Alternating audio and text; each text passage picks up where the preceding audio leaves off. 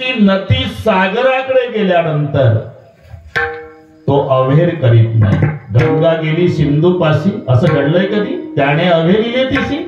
या न्यायानं नको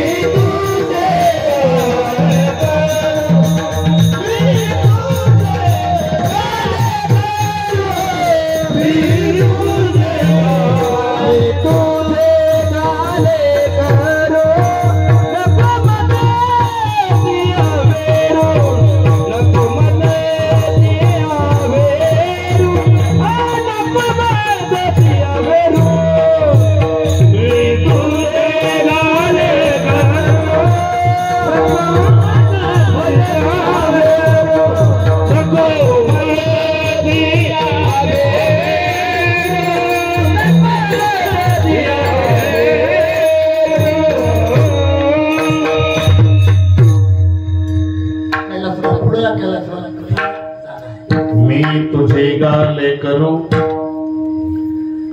जसं डाके नाना नदी समुद्राचं लेकरू आणि जसा समुद्र नदीचा स्वीकार करतो तसं मी तुझं लेकरू म्हणून गंगा खेळून आली देवा. नको मजसी अभेरू. एक तास आहे अजून काले नको नको मजसी. मोबाईल मध्ये आला का बघ तेच म्हणतो. आता बरोबर सावध राहा. नको मजसी अभेर. आणि तू जर माझा स्वीकार केला नाही तर जगात मला कोणी स्वीकारणार नाही. कारण मती मंगनी तुझी दासी.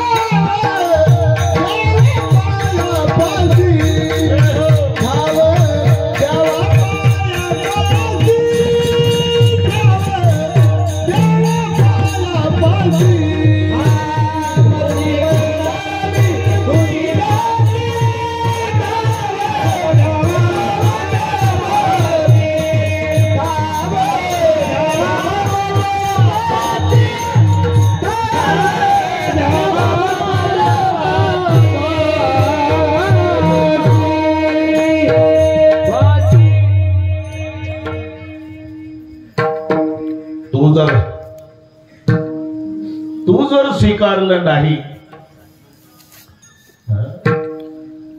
तर मला जगात कोणी स्वीकारणार नाही. कारण तिसरं चरण जोडलं तुम्ही. मती मंद मी तुझी दासी, मी मतिमंद आहे देवा, मला कोणी स्वीकारणार नाही.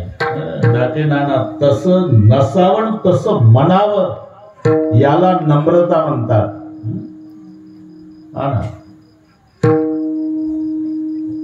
पंगत मिष्टान्नाची असावी आणि मग पंक्तीतून फिरवून हात जोडून म्हणावं गरिबाची चटणी भाकरी गोड करा, त्याला नम्रता म्हणतात. श्रीखंड आहे, बासुंदी आहे, लाडू आहे, गुलाबजाम आहे आणि घर मालक पंक्तीतून फिरतो चटणी भाकरी गोड करा, चटणी भाकरी गोड करा, चटणी भाकरी. मी जर त्या पंक्तीला असतो पाटील, मी म्हटलं तू पाटील हे चटणी भाकर 2 वेळा होऊ देत जा, आम्ही तयार. अरे श्रीखंड आहे, बासुंदी आहे, लाडू आहे, गुलाबजाम आहे अण्णा, तरी घर मालक म्हणतो गरिबाची चटणी भाकरी गोड करा. ही त्या मालकाची नम्रता आहे. नाही तर पंगत चटणी भाकरीचीच. एकानं चटणी भाकरीचीच पंगत घातली, हिरव्या मिरच्याचा ठेचा, त्याच्यात तेल नाही मीठ नाही. वैशाख महिना निवडला, हे नीट ऐका. दुपारचे 2, ठिकाण माळरान, मंडप टाकला नाही, प्यायला पाणी नाही, बाजरीच्या भाकरी जाळून टाकल्या, जास्त खाऊ नये हा त्याचा उदार हेतू. माळरानावर पंगत बसवली 2 वाजता, हिरव्या मिरच्याचा ठेचा, त्याच्यात मीठ नाही, तेल नाही, प्यायला पाणी नाही, मंडप नाही, दुपारचे 2 महिना वैशाखचा. आणि हिऱ्याच्या अंगठ्या बोटात घालून पंक्तीतून फिरू लागला. चटणी भाकरी गोड करा.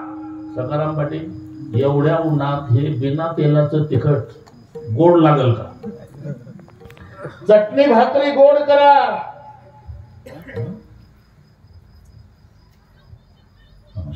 चटणी भाकरी गोड करा.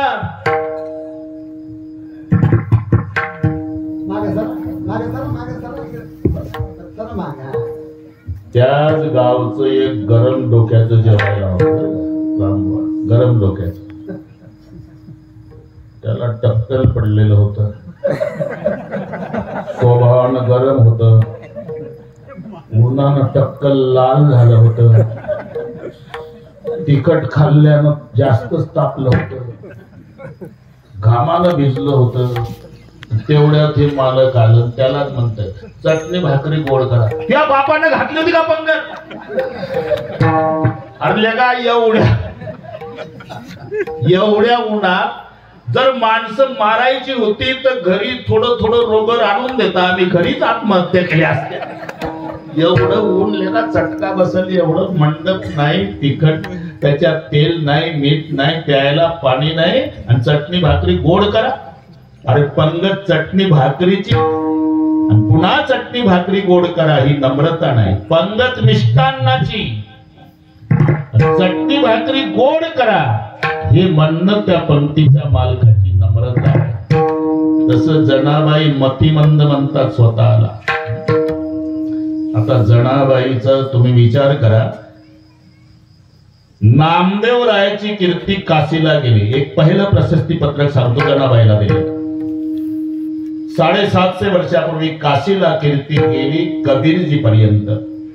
कबीराचाही अधिकार सामान्य नव्हता. कबीराचं जेव्हा कौतुक सुरू झालं कबीराचं, तेव्हा कबीरजी म्हणाले माझे काय कौतुक करता कबीर, कबीर क्या करे जा जमुना के तीर एक एक गोपीन के प्रेम में बहे कोट कबीर. माझ्यासारखे कोट्यावधी कबीर एका एका गोपीच्या प्रेमात. हे पहा बरे का, ते आपण म्हणतो पण एवढं सोपं नाही. ते गोड वाजतं तेव्हा टाळ्या वाजवतात लोक. अरे याच्या मागे केवढा त्याग आहे त्यांचा. पूजा दाखिना पूजा त्यागाची आहे, पूजा त्यागाची आहे. ज्या देवाचं दर्शन होत नाही, ज्याच्या पायावर डोकं ठेवायला मिळत नाही, त्याच्या ओटावर ते बांबूचं लाकूड, त्याला बासरी म्हणतोय आपण. कशामुळे? त्यागामुळे. त्यागामुळे जो बासुरी चिद जाणे को तयार, हे महाराजाला हार घालतात आणि या पखवादाची पूजा करतात का? त्याच्या मागे कोण्यातरी जनावरानं कातड्याचा केलेला त्याग आहे. चर्मदान करते है तन, चर्मदान करते तन, तब सजते है ढोल मृदंग, घिसते है तार, तब निकलती है मधुर तरंग. हा विना आपण पूजा करतो, पण त्याच्या ताराचे कष्ट पाहिले का तुम्ही? अरे ठिणग्या विस्तवाच्या झिळेपर्यंत ठिणग्या पडतात अग्नीच्या त्या तारातून, इतका घासल्या जातो आणि मग त्याची पूजा होते. हे कोण्यातरी जनावरांना आपलं कातडं त्यागलं, त्यानं प्राण त्यागला, तेव्हा हे मृदंगण ढोल सजले, मग त्याला बुक्कान हार वाहतात. लिहिलं का? लागून गेले लिंक म्हणून सांगितलं. चर्मदान करते हैं तन, तब सजते हैं ढोल मृदंग, घिसते हैं तार, तब निकलती है मधुर तरंग.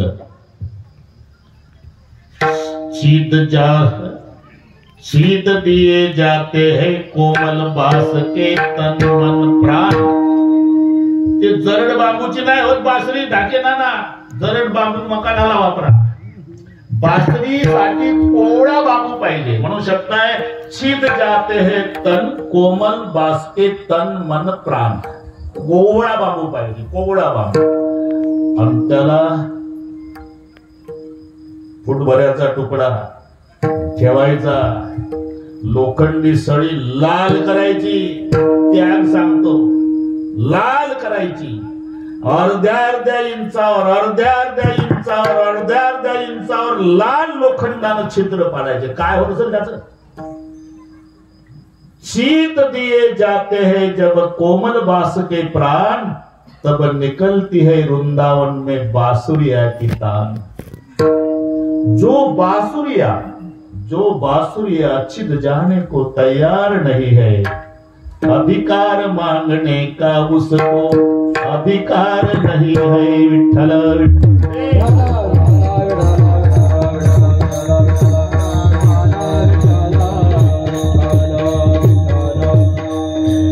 ओटावर गेली, छिद्र पाडून घेतलं, एवढा त्याग त्या बांबूच्या तुकड्यानं केला, म्हणून परमेश्वराच्या ओटावर गेला. पूजा त्यागाची आहे, लक्षात ठेवा. आणि ती बासरी सोडली ना डाके नाना. गोकुळ सोडलं सगळे म्हणतात. गोकुळ सोडलं, अरे गोकुळ सोडलं म्हणजे काय सोडलं? वृंदावन सोडलं काजळी महाराज, गोवर्धन सोडला, यमुना सोडली, गायी सोडल्या, गोपाळ सोडले, गोपिका सोडल्या. ज्या मायनं बोटाला धरून चालणं शिकवलं राजवाड्यात, ती यशोदा सोडली.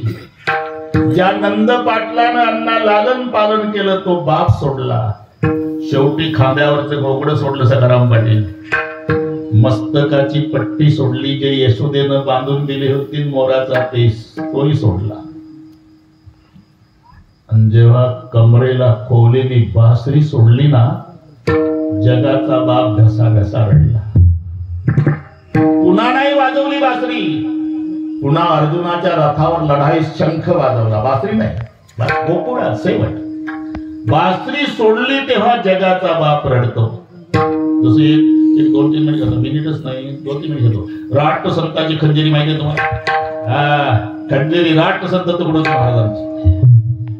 त्यांना राष्ट्रसंत का म्हणतात? अरे राष्ट्राकरता भजन केलं जन्मभर, म्हणून तेव्हा जमाना इंग्रजांचा आहे. हे सगळी मंडळी कधी अशील मन मोहना, कधी अशील मन मोहना, पाहना भारत आपला पाहना भारत आपला. कधी अशील मन मोहना, कधी अशील मन मोहना,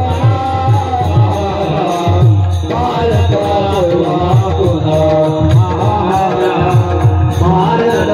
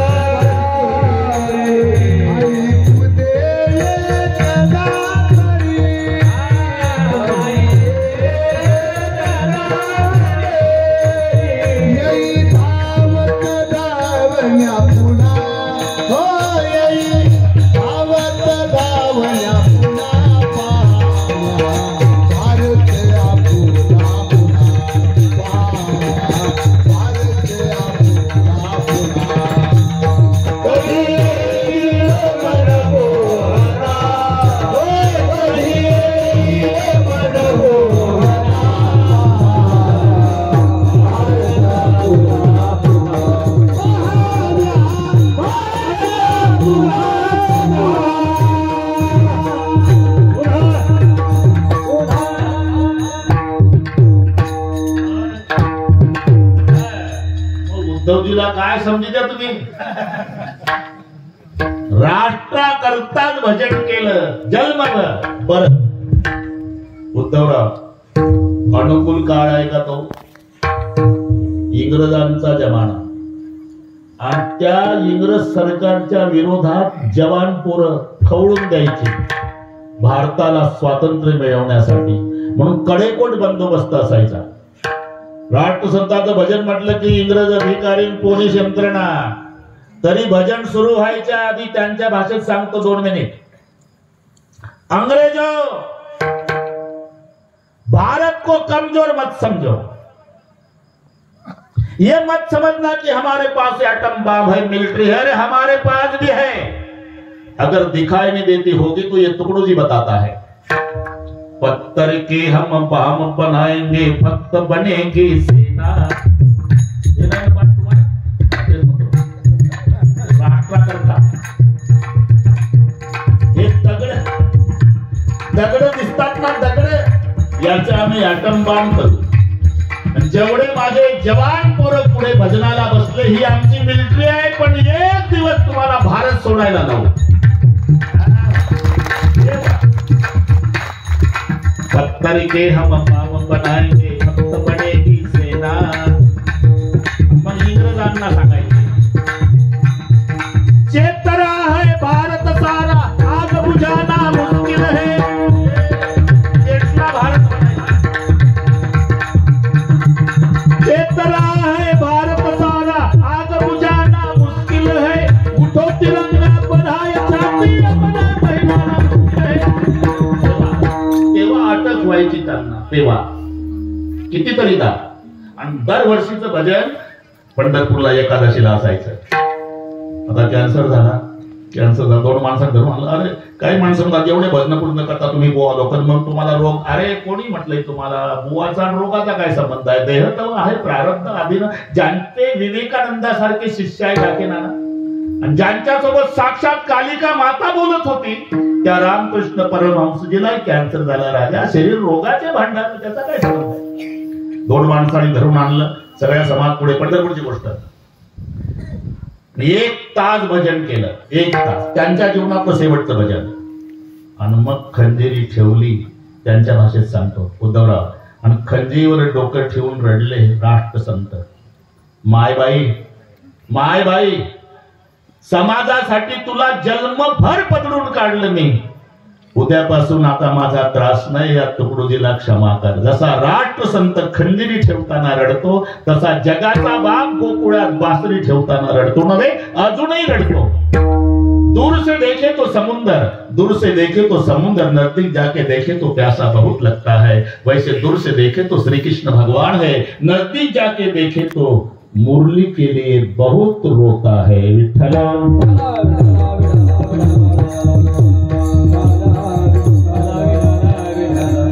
गोपिकांच्या भाषेत सांगतो. लकड़ा जला, लकड़ी जली कोयला हुआ, कोयला जला हुई राख. हे सर्वांना माहिती आहे. लाकूड जळलं पाटील, त्याचा कोळसा होतो. आणि कोळसा जळला म्हणजे त्याची राख होते. पण गोपिका म्हणतात लकड़ी जली कोयला हुआ, कोयला जला हुई राख. मैं तो पापी नहीं सी जली, कोयला हुआ न राख. त्या गोपिका जेव्हा प्रेम म्हणते पंथ ने पैर दे. आणि मग कबीरजी म्हणायची. इथून वाढलं आपलं. अरे कबीर कबीर क्या करे, जा जमुना के तीर, एक एक गोपीन के प्रेम में बह गए कोट कबीर. त्या कबीरजीच्या काणी कीर्ती आपल्या महाराष्ट्रातले संत नामदेव रायाची गेली. ऐसा भगत मैंने कभी नहीं पाया, काला बछड़ा कपिला गाय, दूध कुआ नामा गाय, सोने का गरवा दूधने भरिया, पियो नारायण आके दरिया, प्रभु की मोहन दूधने पियो, सार पछारत नामा रोवत. ऐसा भगत मैंने कभी नहीं पाया, नामदेव ने दूध पिलाया. हे वाढत चाललं बरं का तुमच्यामुळे. त्या नामदेवाचं एकदा दर्शन घ्यावं म्हणून कबीरजी 750 वर्षापूर्वी, तेव्हा काही समृद्धी वगैरे नव्हती, पायदळ यात्रा पंढरपूरला आले. 8:30 वाजायला आल्यामुळे लवकर आले. काय अर्धा तास. पंढरपुरात जाण्याच्या आधी 3 मुली गोवऱ्याहून भांडत होत्या. जी मतिमंद म्हणती तिला प्रशस्ती पत्रक उत्तर प्रदेशातल्या संतांनी दिले याकरता आपली वेळ. 3 मुली. अरे का भांडता पोरी? ही चोरटी आहे महाराज, आमच्या गोवऱ्या चोरल्या, चोरटी आहे. ती म्हणली नाही महाराज मी चोरटी नाही.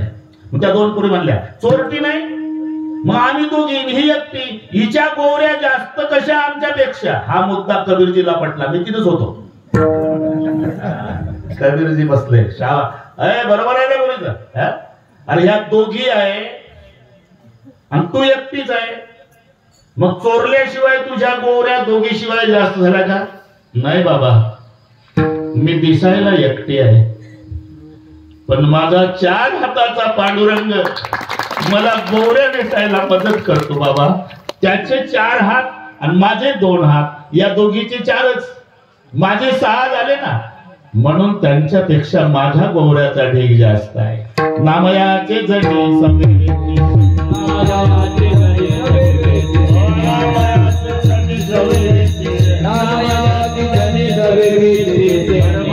पाणी वाहे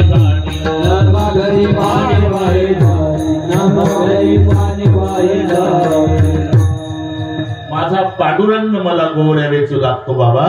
म्हणून त्याचे 4 हात माझे 2, म्हणून 6 हाताचा ढीग जास्त. काय पांडुरंग गोवऱ्या वेचू लागतो तुला? हो बाबा. कशावरून? बसा ना बाबा. गोवरी कानाला लावा. विठ्ठल धोणी असेल तर माझी, विठ्ठल धोणी नसेल तर चोरली म्हणा. मग तो चकित झाले. कबीरजी खाली बसले. मग टेस्टिंग सुरू झाली. टेस्ट. गोवरी कानाला लावायची. विठ्ठल म्हटलं की बाजूला, विठ्ठल म्हटलं की बाजूला, विठ्ठल म्हटलं की बाजूला. 8:30 पर्यंत टेस्टिंग झाली. कबीरजी चकित झाले. पाटील बेटा, भारतभर फिरतोय आम्ही साधू, जिवंत माणसाचे तोंड विठ्ठल म्हणत नाही.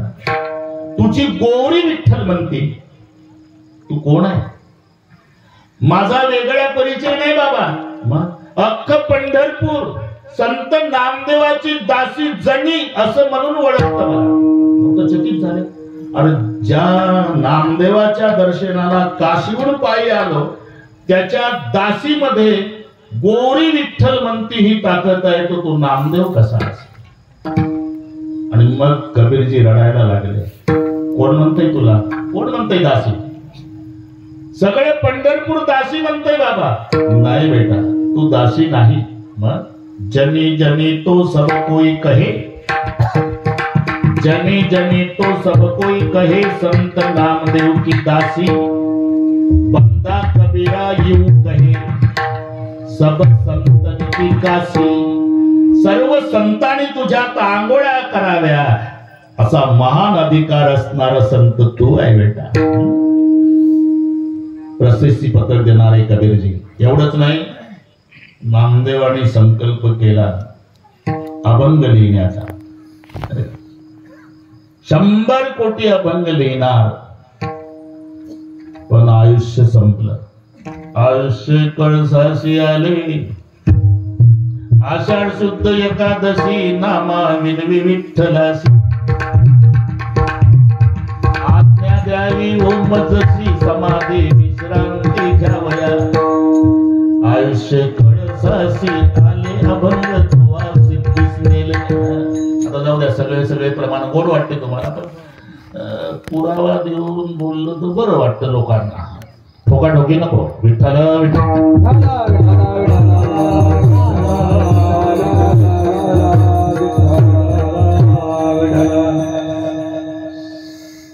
सगळं घरचं घर अभंग लिहायला बसवलं बरं का काजळे महाराज. सगळं राजाई, गुणाई, दामा, नामा, नारायण, विठोबा, महादेव, गोविंदा, लाडाई, गोडाई, यसाई, साखराई, आऊबाई, निंबाबाई एवढे होते. नामदेवाचे घरी नामदेवाचे घरी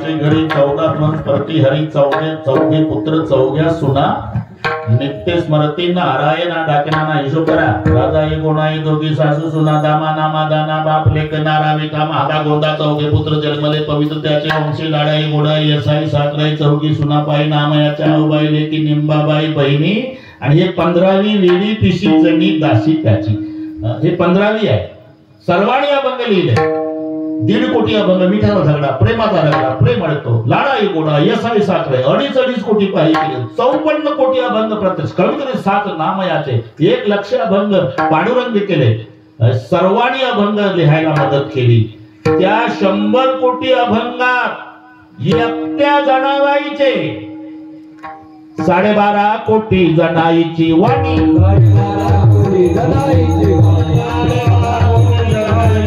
12.5 कोटी जनाईची वाणी प्रेमातीते खाणी प्रेमळते प्रेमातीते खाणी प्रेमळते प्रेमातीते खाणी प्रेमळते 12.5 कोटी जनाईची वाणी 12.5 कोटी जनाईची वाणी 12.5 कोटी जनाईची वाणी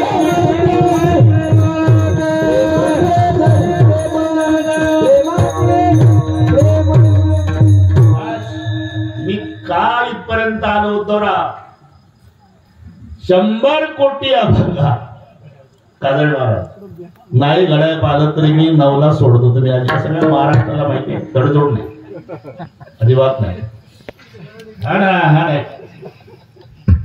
हे देणं परवडणार नाही 12.5 ए नुसतं पाहत राहा 12.5 पाहायला सुद्धा ध्येय नाही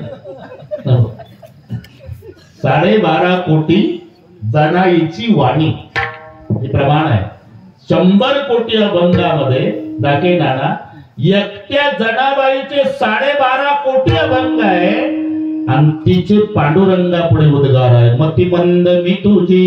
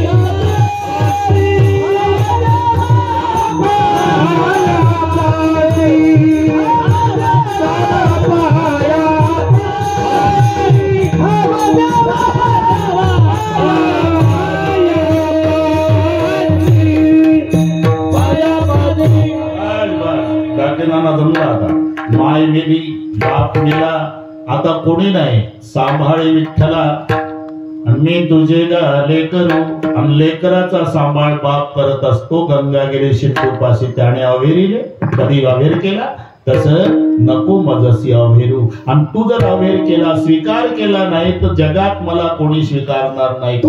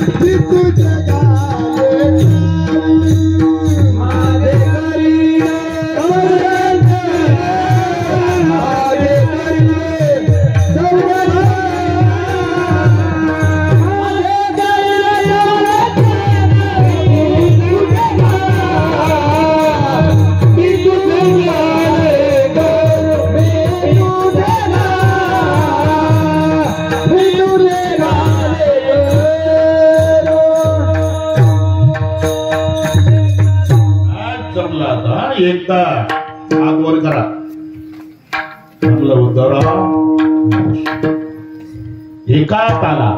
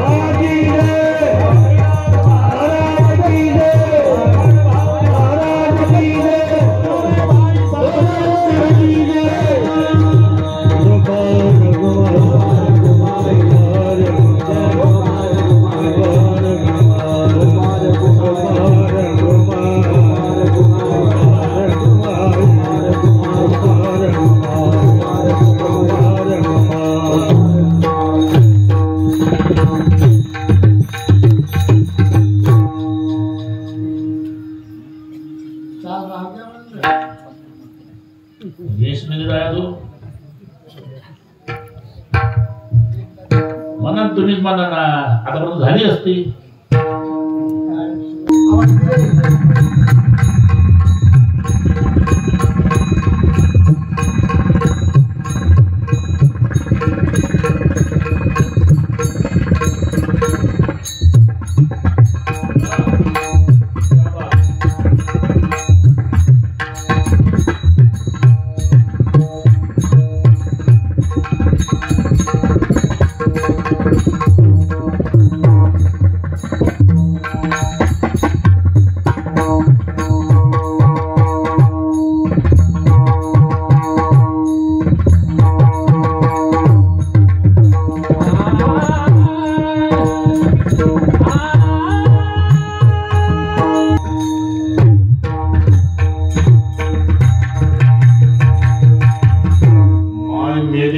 मेरा आता सांभाळे विठ्ठला मी तुझे गाले करू नको मजसी अभेरून. तू जर माझा सांभाळ केला नाही स्वीकारलं नाही तर मला जगात कोणी स्वीकारणार नाही का. मतिमंद मी तुझी दासी म्हणून ठाव द्यावा पायापासी. आणि मी एवढी विनवणी एवढा आग्रह का करते देवा. प्रमाण उचलून घेतलं उद्धव बाबांनी. तुझं विन सके कोण माझे करील संरक्षण. संतांनी एक तर देवाला सखा मानलं नाही तर संतांनी सखा संताला मानलं. बाकी नाही आपले सखे आहे. पण तुझ्या माझ्या संगती करून जीव आणि शरीराचा संवाद सांगतो बरं का नाना. जीव जाण्याचा प्रयत्न करतो तेव्हा शरीर त्याला धरू धरू ठेवतं. त्याला आपण मरण म्हणतो. मरण हा प्रत्येकाला आहे. प्रत्येकाला जायचं आहे तिथे. एवढं प्रेम जगात कोणाचंच नाही जेवढं प्रेम देहाचं आणि जीवाचं आहे. एवढी मैत्री एकमेकाला सोडत नाही पाटील. आता जीव एकटा आला शरीर घरी आहे का बॉडी आली जीव राहिला घरी. जिथे जाईल तिथे जीव शरीराची प्रीत दोघे एक रूपे वर्तत. घरीदारी सुख दुःखात पडदा नसे दोघासी. फासावर जायचं असलं उद्धवराव तरी दोघही जातात. आमच्या नागपूरला फाशी झाली याकूब मेमनला तेव्हा त्याचा परिवार मुंबईला. पण फासावर दोघ जण गेले सखाराम पाटील. कोण त्याचा जीव न त्याचा देह शेवटच्या श्वासापर्यंत. एवढं प्रेम देहाचं आणि जीवाचं. मग त्यांचा संवाद आहे. मरायच्या वेळेला शरीर जीवाला म्हणतं जाऊ नको, जाऊ नको, जाऊ नको. ज्या घरात मी 70 वर्षे थांबलो, तू गेल्यावर माझे पोरं 7 तास नाही ठेवणार. काढा काढा म्हणते असे झाला भूमिभार. त्यावेळेला जीव म्हणतो शरीरा, लेका मला काय गरज होती का रे? याची टोपी त्याच्या डोक्यात, त्याची याच्या दोघाची, आपल्या काळाचं पांढरं वाटवायचं, चौकोनी डोळ्यात तेल घालून संसार केला. तुझा बाप भोगल का? एवढे भोगुनी एवढे बोलुनी जीवान, कायात तेजून केले गमन. या लागी मानवान उदास राहणे सर्वासी. तू माझ्यात आहे म्हणून तुझ्या माझ्या संगती करून, सखे लागती विश्वजन. किती उत्तर आहे. हे सगळे सखे, पण शेवटच्या वेळेला यातला एकही सखा उपयोगाला येत नाही. मग संताला सखा म्हटलं. संतानी सखा हा प्रेमवाचक शब्द आहे. सखा सखेती मत्वा प्रसुभम यदुक्तम. हे कृष्ण, हे यादव, हे सखेती. सखा हा प्रेमवाचक आहे. म्हणून विवेक सागर सख्या माझ्या, विवेक सागरा सख्या माझ्या ज्ञानेश्वरा. विवेक सागरा सख्या माझ्या ज्ञानेश्वरा.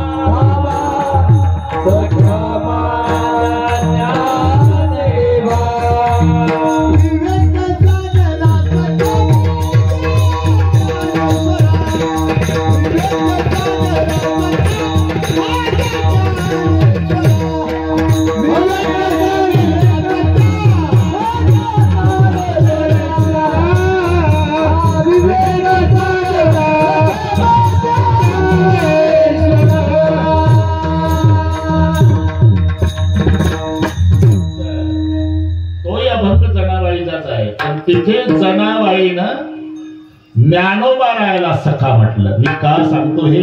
एक तर संतांनी संताला सखा म्हटलं, नाही तर संतांनी देवाला सखा म्हटलं. विवेक सागरा सख्या माझ्या ज्ञानेश्वरा, मरून या जावे बा माझ्याच्या पोटा यावे.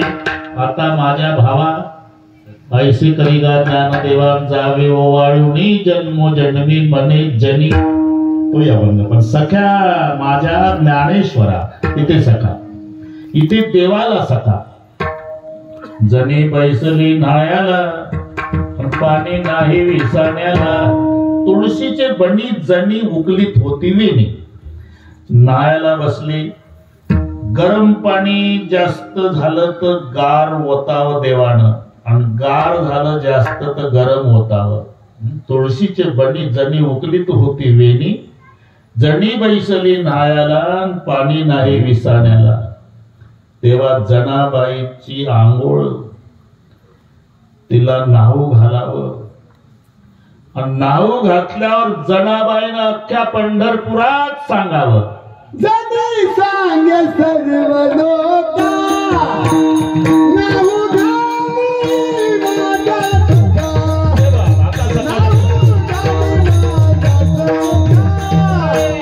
नाहू घाली माझा सखा.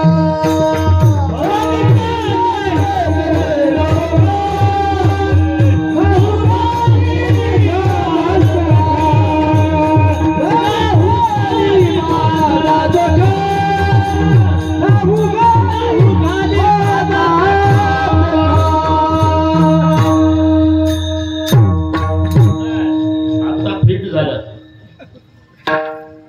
जणी सांगे सर्व लोका, बरं का अण्णा, नाव घाली माझा सखा. तुझं वीन सखे कोण? नाव घाली. ही चर्चा डाके नाना रुक्माई आईपर्यंत पोहोचली पंढरपुरात. पुन्हा सांगू नका, पुन्हा सांगू नका, इथं खडकीत ठेवा. रुक्माई आईनं विचारलं, काय ऐकते मी? अख्ख्या पंढरपुरात चर्चा चालू आहे. देव तर घाबरले, इथं मोठे मोठे घाबरतात रे।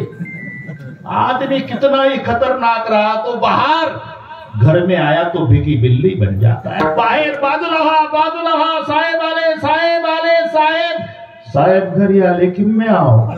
मी पांडुरंगाचं सांगतो रे बाबा, तुमचं चांगलं असेल बरं का सगळं पाटील ते तिथे। अहो काय ऐकते मी, सगळ्या पंढरपुरात चर्चा आहे, सगळे ब्राह्मण मंडळी लाईनला लागून तुम्हाला अभिषेक घालतात पहाटेपासून, आणि तुम्ही त्या नामदेवाच्या दासी जनीची वेणी फणी करता, शोभत का तुम्हाला? मग देवाचं रडणं सुरू झालं। का रडताय? अरे माझ्या नावावर आली ती गंगाखेड पासून, तिला कोण आहे? देव म्हणतात ती रुक्मिणी,